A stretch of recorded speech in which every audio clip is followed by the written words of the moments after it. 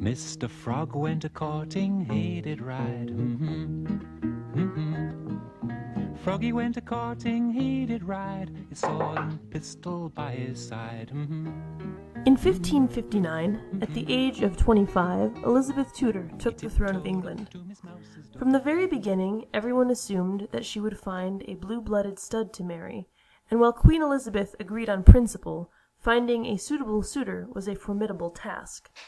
She went through a number of eligible bachelors, including noblemen from England, Spain, France, and Austria.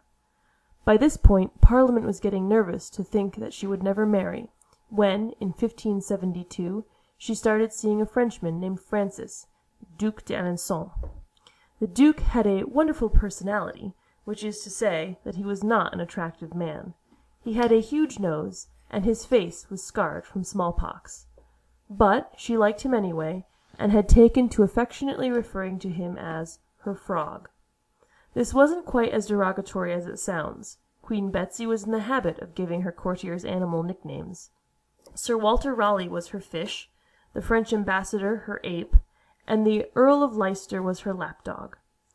She dated the Duke for about 9 years, and even though they were totally into each other, the courtship was not popular with the English, who didn't like the thought of their queen marrying a Frenchman.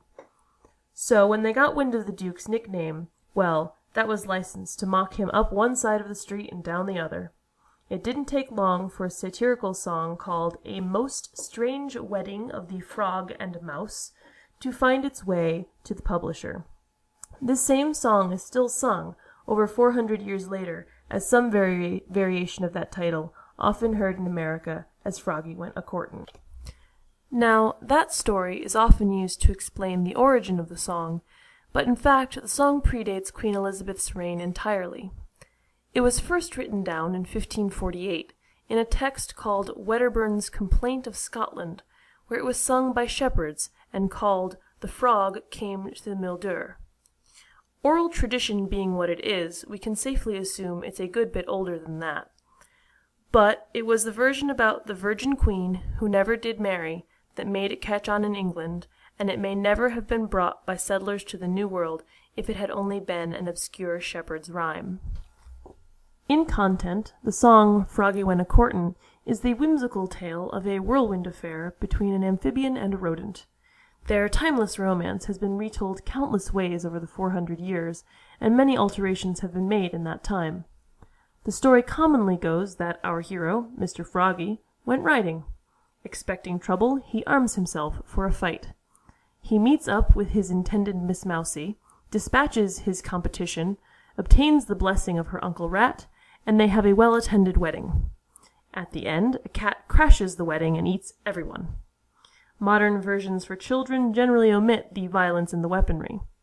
Perhaps balking at the scandal of interspecies marriage, some variations leave out the titular frog and have Miss Mousie marry Uncle Rat. This really makes you wonder whose uncle he is, anyhow. Tunes that accompany the tale are all over the map with varying melodies and meters. From Appalachian folk songs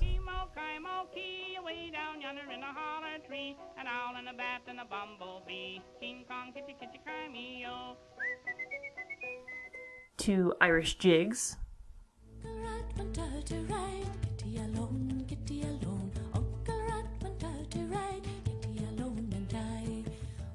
to Elvis Presley.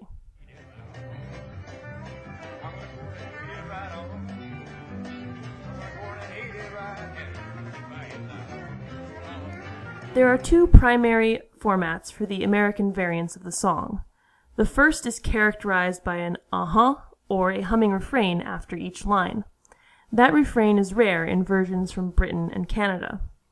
The second has a nonsense refrain, something along the lines of King Kong kitty kitty kai meow.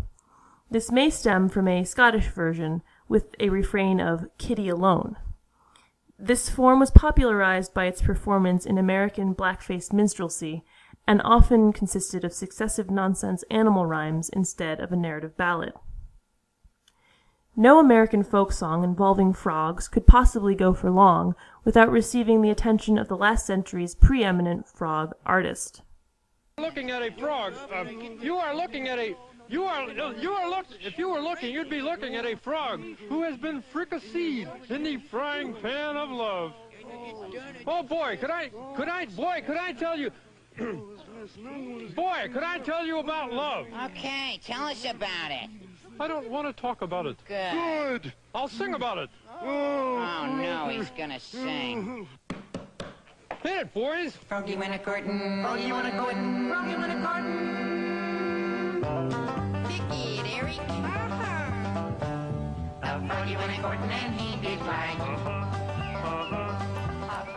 In this Muppet Show skit, Kermit's role as the amorous amphibian finds him doing battle with a giant-sized mouse, whom he fights to a standstill. In a progressively feminist move, they decide to give the lady the choice between the two of them. But Miss Mousie, being fickle, and perhaps a little annoyed by the presumption that her hand could be won in single combat, decides that in fact she likes this other guy and his bike a lot better, and with that she gets on the other mouse's motorcycle and they ride off together. Froggie Went A-Courting has been a consistently popular folk song for hundreds of years. While today it might not be as well known as pop hits to the hip kids on the street, it's still being recorded by folk singers, children's musicians, and contemporary rock bands. This will ensure that the story of the frog and his mouse bride will survive for hundreds of years more. Yeah, can you turn me up a bit?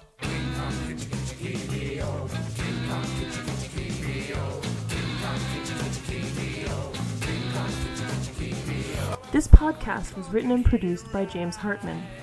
Read by Morgana Relina Smith. Songs used are by Derek Lamb, Chubby Parker, Altan, Elvis Presley, the Jim Henson Company, and Nick Cave and the Bad Seeds. He said, Miss Mouse, will you marry me? Way down yonder in a hollow tree with an owl and a bat and a bumblebee.